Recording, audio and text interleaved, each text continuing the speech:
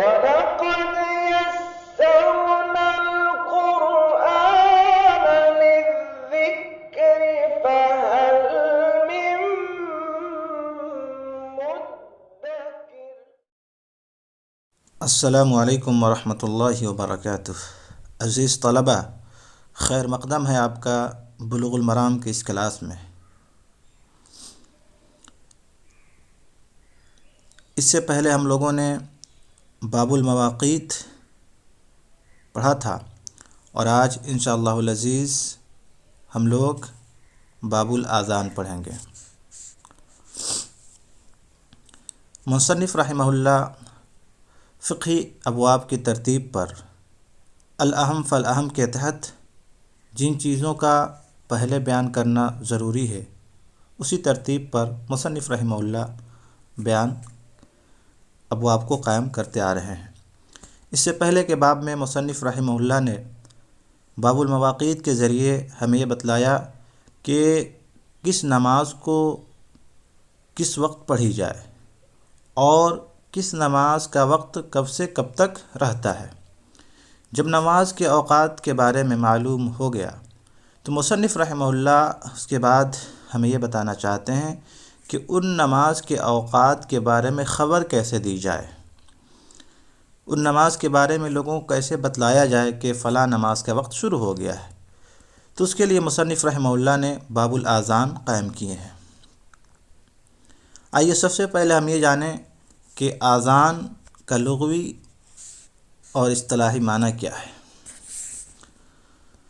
تو لغوی طور پر اذان کا معنی ہے اطلاع دینا، خبر دینا۔ اذان کا لغوی معنی ہے اطلاع دینا، خبر دینا۔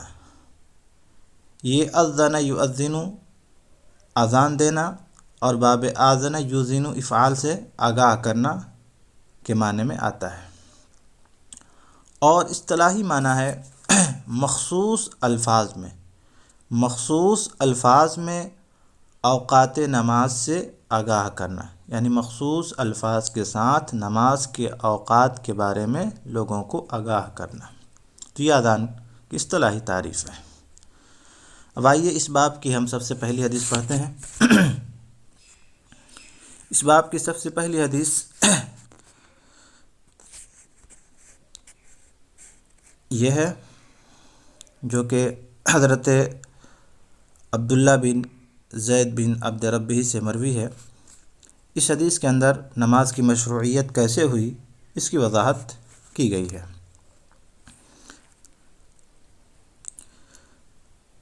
عن عبداللہ بن زید بن عبد ربہ رضی اللہ تعالی عنہ قال طاف بی وانا نائم رجل فقال تقول اللہ اکبر اللہ اکبر فذکر الاذان بتربیع التکبیر بغیر ترجیع والاقامہ فرادى الا قد قامت الصلاة قال فلما اصبحت اتيت رسول اللہ صلی اللہ علیہ وسلم فقال انها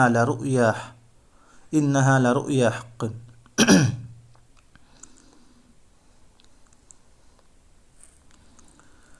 الحدیث اخرجہ احمد و ابو داود وصححہ الترمذی وابن خزیمہ وزاد احمد فی آخر قصہ قول بلال فی آذان الفجر الصلاة خیر من النوم، ولابن خزیمہ عن انس قال من السنة اذا قال المؤذن فی الفجر حی علی الصلاة قال الصلاة خیر من النوم۔ یہ پوری حدیث ہے۔ اب آئیے ہم اس کا ترجمہ دیکھتے ہیں۔ حضرت عبداللہ بن زید بن عبد ربہ رضی اللہ تعالیٰ عنہ سے روایت ہے، قال انہوں نے کہا طاف بی مجھے چکر لگایا، وانا نائم اس حال میں کہ میں سو رہا تھا، رجل مجھے ایک آدمی نے چکر لگایا اس حال میں کہ میں سو رہا تھا، یعنی نیند کی حالت میں خواب میں میرے پاس ایک آدمی آیا۔ فقال اور اس نے کہا تقول آپ کہیے اللہ اکبر فذکر الاذان اور اس نے اذان کے پورے کلمات کو دہرائے۔ بتربیع التکبیر 4 مرتبہ اللہ اکبر کہا، بغیر ترجیع بغیر ترجیع کے، یعنی ترجیع یہ ہوتا ہے کہ شہادتین کو اشہد ان لا الہ الا اللہ اور اشہد ان محمد رسول اللہ کو پہلے آہستہ 2 بار آہستہ آہستہ کہا جائے، اشہد ان لا الہ الا اللہ، اشہد ان لا الہ الا اللہ، پھر اس کے بعد بلند آواز سے ان کلمات کو دہرایا جائے، تو اس کو ترجیع کہا جاتا ہے۔ تو بغیر ترجیع کے یعنی آہستہ 2 بار انہوں نے نہیں کہا، ترجیع کا ذکر اس میں انہوں نے نہیں کیا۔ والاقامہ فرادہ، اور اقامت کے کلمات صرف ایک مرتبہ کہا، الا قد قامت الصلاۃ، سوائے قد قامت الصلاۃ کے، یعنی قد قامت الصلاۃ کو 2 بار انہوں نے کہا، یعنی اقامت جب اذان کہے تو اذان کے کلمات کو 2 بار کہا، اور اذان کے بعد اقامت جب انہوں نے کہا تو اقامت کی کلمات ایک بار کہا، صرف قد قامت الصلاۃ کو 2 بار کہا۔ قال راوی حدیث کہتے ہیں فلما اصبحت، جب صبح ہوئی، اتیت رسول اللہ صلی اللہ علیہ وسلم، تو میں اللہ کے رسول صلی اللہ علیہ وسلم کے پاس آیا، فقال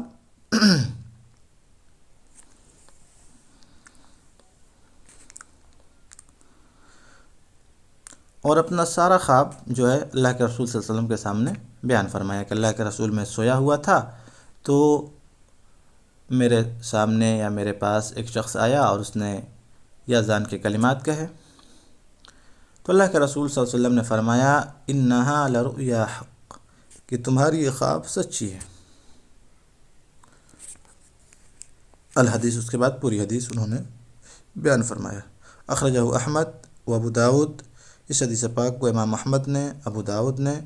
روایت کیا ہے، وصححہ الترمذی، اور امام ترمذی نے اس حدیث پاک کو صحیح قرار دیا ہے، وابن خزیمہ، اور ابن خزیمہ نے بھی اسے صحیح قرار دیا ہے۔ وزاد احمد فی آخر قصہ قول بلال فی اذان الفجر، اور حضرت بلال رضی اللہ تعالی عنہ کی فجر کی اذان میں، حضرت بلال رضی اللہ تعالی عنہ کی فجر کی اذان میں الصلاۃ خیر من النوم کا قصہ بھی مزید بیان کیا ہے نا، اور کہہ رہے ہیں کہ مسند احمد میں، وزاد احمد، اور مسند احمد میں، یعنی مسند احمد میں جو روایت مروی ہے تو اس میں فی آخر قصہ قول بلال فی اذان الفجر الصلاۃ خیر من النوم، تو مسند احمد میں جو بلال رضی اللہ تعالیٰ عنہ سے یہ حدیث مروی ہے تو اس کے اندر یہ اضافہ ہے کہ فجر کی اذان میں الصلاۃ خیر من النوم بھی کہا جائے۔ ولابن خزیمہ، اور ابن خزیمہ میں ہے، انس بن مالک رضی اللہ تعالیٰ عنہ سے انہوں نے کہا من السنت، سنت میں سے یہ ہے کہ اذا قال المؤذن فی الفجر حی علی الصلاۃ حی علی الفلاح، سنت میں سے یہ ہے، یعنی سنت سے ثابت ہے کہ جب مؤذن فجر کی اذان میں حی علی الفلاح کہہ کر فارغ ہو جائے تو کہے الصلاۃ خیر من النوم۔ تو اس حدیث کے اندر نماز کی مشروعیت کے بارے میں بیان کیا گیا ہے۔ تو اس حدیث پاک سے پتہ یہ چلا کہ اذان کے جو کلمات ہیں وہ 2 بار کہے جائیں گے، اور اسی طریقے سے اقامت کی کلمات ایک بار کہے جائیں گے، اور سوائے قد قامت الصلاۃ، یعنی قد قامت الصلاۃ 2 بار کہے جائیں گے۔ اسی طریقے سے فجر کی اذان میں حی علی الفلاح کے بعد الصلاۃ خیر من النوم کہنا بھی یہ سنت سے ثابت ہے۔ یہ اذان، یہ باب، چونکہ میں نے کہا تھا کہ حدیث پاک جو ہے اذان کی مشروعیت کے تعلق سے بیان کی گئی ہے۔ مدینہ منورہ میں ہجرت کے پہلے سال آپ صلی اللہ علیہ وسلم نے صحابہ کرام سے مشورہ کیا کہ نماز با جماعت کے لیے بلانے کا طریقہ کیا ہو، یعنی اللہ کے رسول صلی اللہ علیہ وسلم نے صحابہ کرام سے مشورہ کیا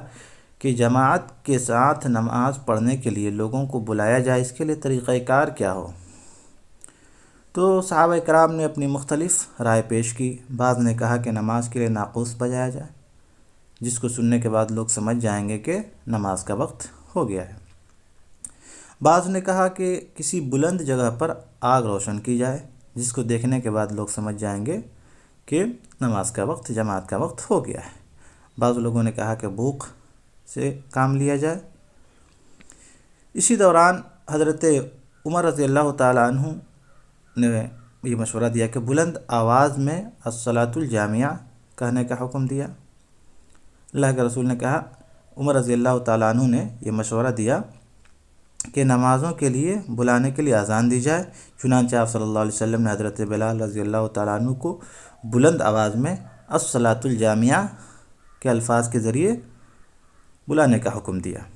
اسی اثناء میں، اسی دوران جب یہ باتیں اور یہ مشورے چل رہے تھے، حضرت عبداللہ بن زید جو کہ مذکورہ بالا حدیث کے راوی ہیں، یعنی جو بھی حدیث گزری ہے اس کے راوی ہیں، وہ آتے ہیں اور وہ اپنا خواب میں بیان کرتے ہیں، اور وہ بیان کرتے ہیں کہ میں نے خواب میں دیکھا ہے کہ ایک آدمی ناقوس اٹھائے ہوئے ہے۔ عبداللہ بن زید رضی اللہ تعالیٰ عنہ اس سے دریافت کرتے ہیں کہ اللہ کے بندے، اس سے کہتے ہیں اللہ کے بندے، کیا یہ ناقوس فروخت کرو گے؟ کیا یہ ناقوس تم بیچو گے؟ اس نے پوچھا، یعنی اس شخص نے پوچھا جس کو آپ نے خواب میں دیکھا کہ تم اس ناقوس سے کیا کرو گے؟ عبداللہ بن زید رضی اللہ تعالیٰ عنہ نے کہا، ہم اس کے ذریعے لوگوں کو نماز باجماعت کے لیے بلائیں گے، یعنی لوگوں کو نماز جماعت کے ساتھ پڑھنے کے لیے بلائیں گے، جماعت کی خبر دینے کے لیے لوگوں کو ہم بلائیں گے اس کے ذریعے۔ اس شخص نے کہا کہ کیا میں تمہیں اس سے کہیں بہتر طریقہ سے آگاہ نہ کر دوں،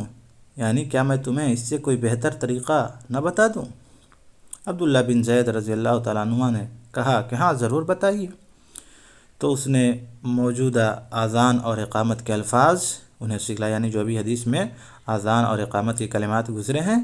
اس شخص نے حضرت عبداللہ بن زید رضی اللہ تعالیٰ عنہ کو سکھایا۔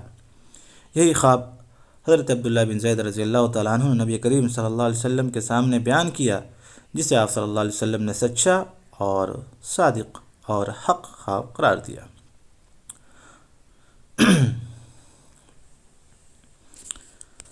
تو یہ ہے اذان کی مشروعیت اس طریقے سے ہوئی ہے۔ اب رہا اذان میں جو ترجیح کی بات آئی ہے، تو اذان میں ترجیح مسنون ہے یا نہیں، اس بارے میں ائمہ کرام کی آراء، ائمہ کرام کی جو رائے ہیں مختلف ہیں۔ ایک رائے یہ ہے کہ ترجیح ثابت ہے، اہل حدیث حضرات کی یہی رائے ہے، اور ایک رائے یہ ہے کہ ترجیح جس صحابی سے ثابت کی جاتی ہے اس صحابی کو تعلیم دینا مقصود تھا، اس لیے کہ ابو محذورہ رضی اللہ تعالیٰ عنہ جنہیں آپ صلی اللہ علیہ وسلم نے تعلیم دی، پہلی مرتبہ اذان میں شہادتین اشہد ان لا الہ الا اللہ اشہد ان محمد رسول اللہ کو دھیمی اور پست آواز میں ادا کیا تھا، حالانکہ یہ درست نہیں ہے۔ اور اس سلسلے میں راجح بات یہی ہے کہ اذان ترجیح اور بغیر ترجیح دونوں طرح جائز ہے۔ اگر کوئی اذان ترجیح کے ساتھ بھی دینا چاہے تو دے سکتا ہے،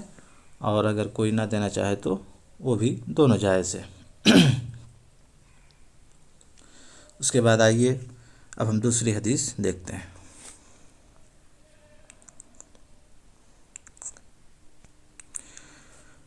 دوسری حدیث حضرت انس بن مالک رضی اللہ تعالیٰ عنہ سے مروی ہے۔ عن انس بن مالک رضی اللہ تعالیٰ عنہ قال امر بلال ان يشفع الاذان ويؤتر الاقامة الا الاقامة، يعني قوله قد قامت الصلاة، متفق عليه، ولم يذكر مسلم الاستثناء، وللنسائی امر النبی صلی اللہ علیہ وسلم بلالا۔ انس بن مالک رضی اللہ تعالیٰ عنہ سے روایت ہے، انہوں نے کہا امر بلال رضی اللہ تعالیٰ عنہ کو حکم دیا گیا ان یشفع الاذان، کہ وہ اذان کے کلمات کو دو دو بار کہیں، ویؤتر الاقامہ، اور اقامت کے کلمات کو ایک ایک بار کہیں، الا الاقامہ، سوائے قد قامت الصلاۃ کے، یعنی قولہ قد قامت الصلاۃ، یعنی قد قامت الصلاۃ کو دو بار کہیں، بقیہ اقامت کے کلمات کو ایک ایک بار کہیں، متفق علیہ، ولم یذکر مسلم الاستثناء، اور مسلم شریف میں جو حدیث مروی ہے تو اس میں یہ قد قامت الصلاۃ کا استثناء نہیں ہے، یعنی اس میں اس بات کا ذکر نہیں ہے کہ قد قامت الصلاۃ کو دو بار کہی جائے۔ وللنسائی اور نسائی شریف میں جو حدیث مروی ہے تو اس میں اس طرح سے ہے امر النبی صلی اللہ علیہ وسلم بلالا، یعنی اللہ کے رسول صلی اللہ علیہ وسلم نے حضرت بلال رضی اللہ تعالیٰ عنہ کو حکم دیا، یعنی اس میں مرفوع صیغہ کے ساتھ ہے۔ تو اس حدیث پاک سے معلوم یہ ہوا کہ اذان کے کلمات دو بار کہے جائیں اور تکبیر اکہری کہی جائے، یعنی ایک بار تکبیر کے کلمات کہے جائیں، صرف قد قامت الصلاۃ کو 2 بار کہی جائے، اور یہی افضل اور یہی بہتر ہے۔ اس کے بعد تیسری حدیث دیکھیں اس باب کی۔ عن ابی جحفہ رضی اللہ تعالی عنہ قال رأيت بلالا يؤذن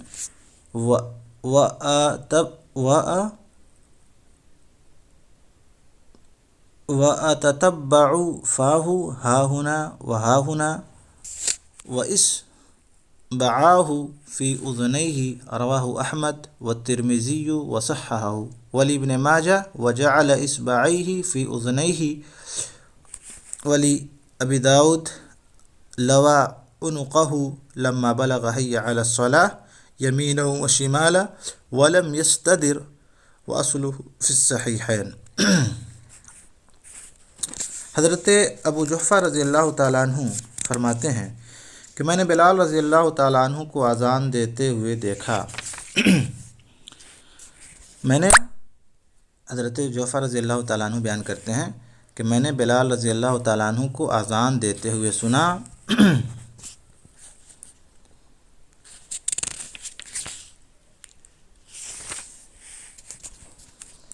حضرت ابو جعفر رضی اللہ تعالیٰ عنہ بیان کرتے ہیں، انہوں نے کہا کہ رأیت بلال، میں نے بلال رضی اللہ تعالیٰ عنہ کو دیکھا، یؤذن اذان دیتے ہوئے، واتبع فاہ ہاہنا وہاہنا، اور وہ اپنا چہرہ ادھر ادھر پھیر رہے تھے، یعنی اپنا چہرہ ادھر ادھر یعنی دائیں بائیں پھیر رہے تھے۔ وإصبعاه فی اذنیہ، اور ان کی دونوں انگلیاں فی اذنیہ ان کے دونوں کانوں میں تھی۔ رواہ احمد والترمذی، اس حدیث پاک کو احمد نے روایت کیا ہے، والترمذی وصححہ، اور امام ترمذی نے اسے صحیح قرار دیا ہے۔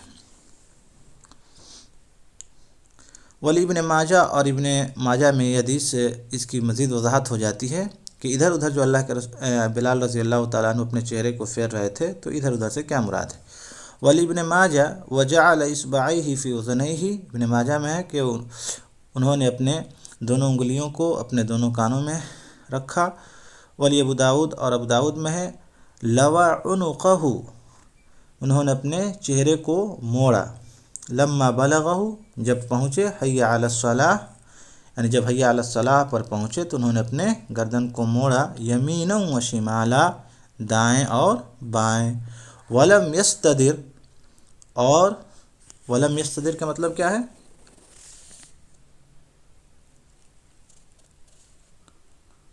بالکل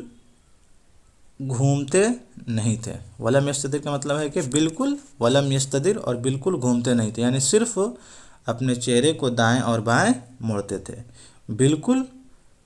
کیا ہے نہیں گھوم جاتے تھے۔ یعنی بہت سارے لوگ جو اذان دیتے وقت یا تو بالکل اپنے کمر کو گھما لیتے ہیں یا پورے اپنے جسم کو گھما لیتے ہیں، تو یہ درست نہیں ہے، صرف چہرے کو کیا یمینا و شمالا، دائیں اور بائیں موڑا جائے۔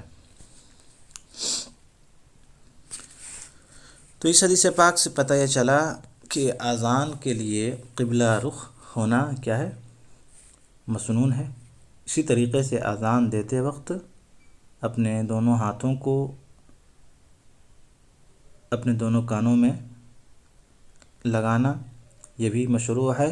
اور اسی طریقے سے حی علی الصلاۃ اور حی علی الفلاح پر اپنے رخ کو دائیں بائیں موڑنا بھی یہ بھی مشروع ہے۔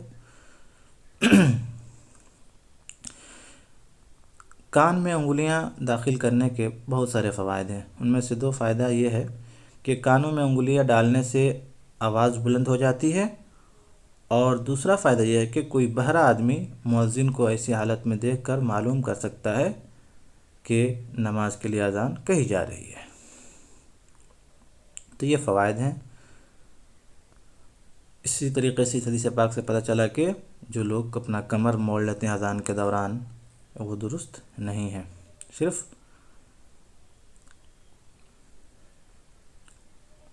اپنے چہرے کو ہی گھمایا جائے۔ اس کے بعد دیکھیں حدیث، وعن جابر بن سمرة رضی اللہ تعالیٰ عنہ قال صلیت مع النبی صلی اللہ علیہ وسلم العیدین غیر مرۃ ولا مرتین بغیر آذان ولا اقامۃ، رواہ مسلم ونحوہ فی المتفق عن ابن عباس وغیرہ۔ حضرت جابر بن سمرہ رضی اللہ تعالیٰ عنہ سے روایت ہے، انہوں نے کہا صلیت مع النبی صلی اللہ علیہ وسلم العیدین، میں نے اللہ کے رسول صلی اللہ علیہ وسلم کے ساتھ عیدین کی نماز میں نے پڑھا، غیر مرتین، ایک بار نہیں، ولا مرتین، دو بار نہیں، یعنی کئی ایک بار، ایک دو بار نہیں بلکہ بہت بار میں نے اللہ کے رسول صلی اللہ علیہ وسلم کے ساتھ نماز عیدین میں نے ادا کیا، بغیر آذان، بغیر آذان، ولا اقامہ، اور بغیر اقامت کے، رواہ مسلم، اس حدیث پاک کو امام مسلم رحمہ اللہ نے روایت کیا ہے، ونحوہ فی المتفق، اور اسی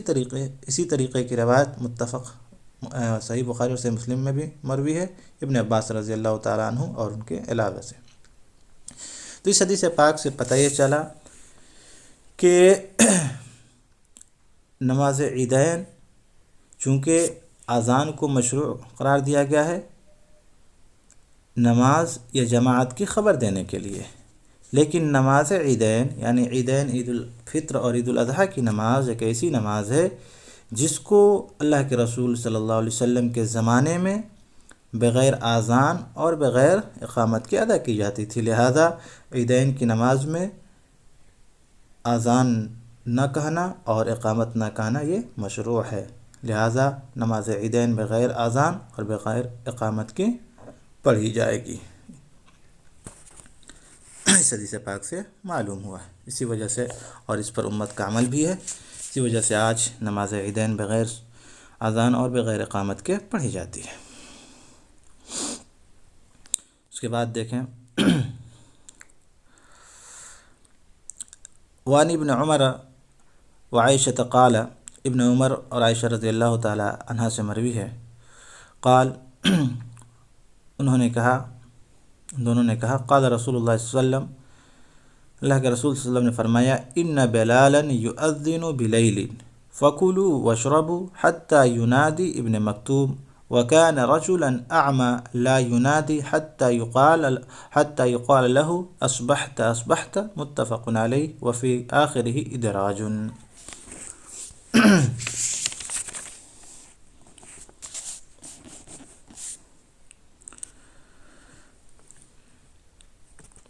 ابن عمر رضی اللہ تعالیٰ عنہ اور عائشہ رضی اللہ تعالیٰ عنہ سے مروی ہے، وہ دونوں بیان کرتے ہیں کہ اللہ کے رسول صلی اللہ علیہ وسلم نے فرمایا، ان بلالا یؤذن بلیل، بلال رضی اللہ تعالیٰ عنہ رات میں اذان دیا کرتے تھے۔ کیا مطلب یؤذن بلیل کا؟ رات کو اذان کہنے کا مطلب یہ ہے کہ طلوع فجر سے پہلے اذان حضرت بلال رضی اللہ تعالیٰ عنہ کہا کرتے تھے، یعنی حضرت بلال رضی اللہ تعالیٰ عنہ طلوع فجر سے پہلے اذان کہتے تھے۔ فکلوا واشربوا، تو اللہ کے رسول نے فرمایا کھاؤ پیو۔ کھاؤ پیو کیا مطلب ہے؟ کھاؤ پیو سے مراد یہ ہے کہ اگر تم روزہ رکھنے کا ارادہ رکھتے ہو تو سحری کا وقت باقی ہے، کھا پی سکتے ہو، یعنی حضرت بلال رضی اللہ تعالیٰ عنہ اذان دیں تو اس کا مطلب یہ نہیں کہ کھانے پینے کا وقت ختم ہو گیا، اگر تم روزہ رکھنے کا ارادہ رکھتے ہو تو اس وقت تم کھا پی سکتے ہو۔ حضرت بلال رضی اللہ تعالیٰ عنہ طلوع فجر سے پہلے اذان دیتے ہیں، ان کے اذان دینے کا مطلب یہ ہے کہ اگر تم کچھ کھانا پینا چاہتے ہو، سحری کے لیے روزہ رکھنا چاہتے ہو تو تم کھا سکتے ہو، اس کی اجازت ہے۔ یہاں تک کہ حتیٰ ینادی ابن مکتوم، یہاں تک کہ ابن مکتوم رضی اللہ تعالیٰ عنہ اذان دے دیں، یعنی جب تک ابن مکتوم رضی اللہ تعالیٰ عنہ اذان نہ دے دیں اس وقت تک تم کھا پی سکتے ہو۔ کیوں؟ وَكَانَ رَجُلًا أَعْمَى، اس لیے کہ ابن مکتوم جو ہیں یہ ایک اندھے صحابی تھے، لا ینادی، وہ اذان نہیں دیتے تھے، حتیٰ یقال لہ، یہاں تک کہ ان سے کہا جاتا تھا اصبحت اصبحت، صبح ہو گئی ہے، یعنی ان کو جب یہ خبر دی جاتی تھی کہ صبح ہو گئی ہے تب وہ اذان دیتے تھے۔ تو ابن مکتوم رضی اللہ تعالیٰ عنہ کا اذان دینے کا مطلب یہ تھا کہ اب کھانے پینے کا وقت ختم ہو گیا، اب فجر طلوع ہو گئی ہے۔ اس حدیث پاک سے معلوم یہ ہوا کہ طلوع فجر سے پہلے بھی اذان دینا، اذان کہنا مشروع ہے، جائز ہے، لیکن یہ اذان اس غرض کے لیے نہیں ہوتی جس غرض کے لیے معمول کی اذان دی جاتی ہے۔ یعنی عام طور سے جو اذانیں ہوتی ہیں تو فجر سے پہلے جو اذان ہوتی تھی یہ اس معمول کے لیے نہیں ہوتی تھی، یعنی اس کام کے لیے نہیں ہوتی تھی، بلکہ اس سے مقصود سوئے ہوئے لوگوں کو بیدار کرنا ہوتا تھا کہ وہ اٹھیں اور نماز کی تیاری کر لیں۔ نیز یہ اور جو لوگ اپنا سحری کرنا چاہتے ہیں، روزہ رکھنا چاہتے ہیں، وہ سحری کر لیں، اس مقصد سے وہ اذان ہوتی تھی۔ اور اس سے یہ بھی پتہ چلا کہ ایک ہی مسجد میں 2 مؤذن بھی رکھے جا سکتے ہیں، جیسا کہ اس حدیث میں ہے کہ بلال رضی اللہ تعالیٰ عنہ بھی اذان دیتے تھے اور ابن مکتوم رضی اللہ تعالیٰ عنہ بھی دیتے تھے، لہٰذا پتہ یہ چلا کہ ایک ہی مسجد میں 2 مؤذن تھے، لہٰذا ایک مسجد میں 2 مؤذن بھی رکھ سکتے ہیں۔ اس کے بعد اس میں کہا وفی آخر ہی ادراجن، یہ جو الفاظ ہے وفی آخر ہی ادراجن، تو اس تعلق سے میں نے آپ کو بتلایا تھا کہ بسا اوقات راوی جو ہوتے ہیں حدیث کے، تو حدیث کے کسی الفاظ یا جو حدیث کے جو راوی ہوتے ہیں ان کی وضاحت کے لیے اپنی طرف سے کچھ بات حدیث کی وضاحت کے لیے اس کے اندر جوڑ دیتے ہیں، اس کے اندر شامل کر دیتے ہیں، تو اسی کو ادراج کہا جاتا ہے۔ تو وَكَانَ رَجُلًا أَعْمَى لَا يُنَادِي حَتَّى يُقَالَ لَهُ أَصْبَحْتَ، تو یہ کیا ہے؟ اللہ کے رسول صلی اللہ علیہ وسلم کے الفاظ نہیں ہیں، بلکہ یہ راوی کے الفاظ ہیں جو ابن مکتوم رضی اللہ تعالیٰ عنہ کی وضاحت کے لیے اس کے اندر درج کر دیا گیا ہے، اس کو بیان کیا گیا ہے کہ ابن مکتوم نابینا آدمی تھے، ہے نا، اور وہ اذان اسی وقت دیتے تھے جب ان کو خبر دی جاتی تھی کہ کیا صبح ہو گئی ہے۔ اس کے بعد دیکھیں وعن ابی سعید الخدری رضی اللہ تعالیٰ عنہ قال قال رسول اللہ صلی اللہ علیہ وسلم اذا سمعتم النداء فقولوا مثل ما يقول المؤذن متفق علیہ وللبخاری عن معاویہ ولمسلم عن عمر في فضل قول كما يقول المؤذن كلمة كلمة سواء حي علتين فيقول لا حول ولا قوة إلا بالله۔ حضرت ابو سعید خدری رضی اللہ تعالیٰ عنہ سے روایت ہے، انہوں نے کہا اللہ کے رسول صلی اللہ علیہ وسلم نے فرمایا اذا سمعتم النداء، جب تم اذان سنو، فقولوا، تو تم بھی کہو، مثل ما يقول المؤذن، جس طریقے سے مؤذن کہتا ہے، متفق علیہ وللبخاری، اور بخاری شریف میں ہے معاویہ رضی اللہ تعالیٰ عنہ سے، اور مسلم میں عمر رضی اللہ تعالیٰ عنہ سے فی فضل قول کما یقول المؤذن کلمۃ کلمۃ، اور مسلم شریف کے اندر ابن عمر رضی اللہ تعالیٰ عنہ سے اذان دہرانے کی فضیلت میں جو حدیث مروی ہے اس کے اندر ہے کہ سوا حی علتین، یعنی پہلی حدیث میں یہ بیان کیا گیا ہے کہ عام ہے کہ جب مؤذن کا اذان کرتے ہوئے سنو تو تم بھی اسی طریقے سے کہو جس طرح سے مؤذن کہتا ہے، یعنی تم بھی اس کے الفاظ کو ویسے ہی دہراؤ۔ لیکن اس حدیث کے اندر یہ بیان کیا گیا ہے کہ یہ خصوصی طور پر بیان کیا گیا کہ مؤذن جس طریقے سے اذان دے تم اس کے کلمات کو ویسے ہی دہراؤ، لیکن حی علتین کے علاوہ، یعنی جب مؤذن حی علی الصلاۃ حی علی الفلاح کہے تو اس کے جواب میں لا حول ولا قوت الا باللہ، ہے نا۔ تو یہ حدیث کیا ہے؟ خاص ہے، اور وہ حدیث کیا تھی؟ عام تھی، کہ جب مؤذن اذان کہے، مؤذن سے اذان کہتے ہوئے سنو تو تم بھی اس کے کلمات کو ویسے ہی دہراؤ، یہ حدیث عام ہے۔ اور یہ حدیث خاص ہے کہ سوائے حی علی الصلاۃ اور حی علی الفلاح کے، یعنی جب مؤذن حی علی الصلاۃ حی علی الفلاح کہے تو اس کے جگہ میں، اس کے جواب میں تم لا حول ولا قوۃ الا باللہ کہو۔ اور یہ اصول کا قاعدہ ہے کہ جب عام اور خاص میں جب ٹکراؤ ہو جائے تو یہ جو حدیث خاص ہوتی ہے اس کو مقدم رکھا جاتا ہے۔ لہٰذا اس حدیث پاک سے پتہ یہ چلا کہ اذان کی کلمات کو دہرانا مشروع ہے، سنت ہے، اور اس کی کافی فضیلت بھی وارد ہوئی حدیث پاک کے اندر، اور لہٰذا اس کا دہرانے کا طریقہ یہ ہے کہ مؤذن جس طریقے سے اذان کہے اس کے کلمات کو ویسے ہی دہرائیں، اور صرف حی علی الصلاح حی علی الفلاح کے جواب میں لا حول ولا قوت الا باللہ کہا جائے۔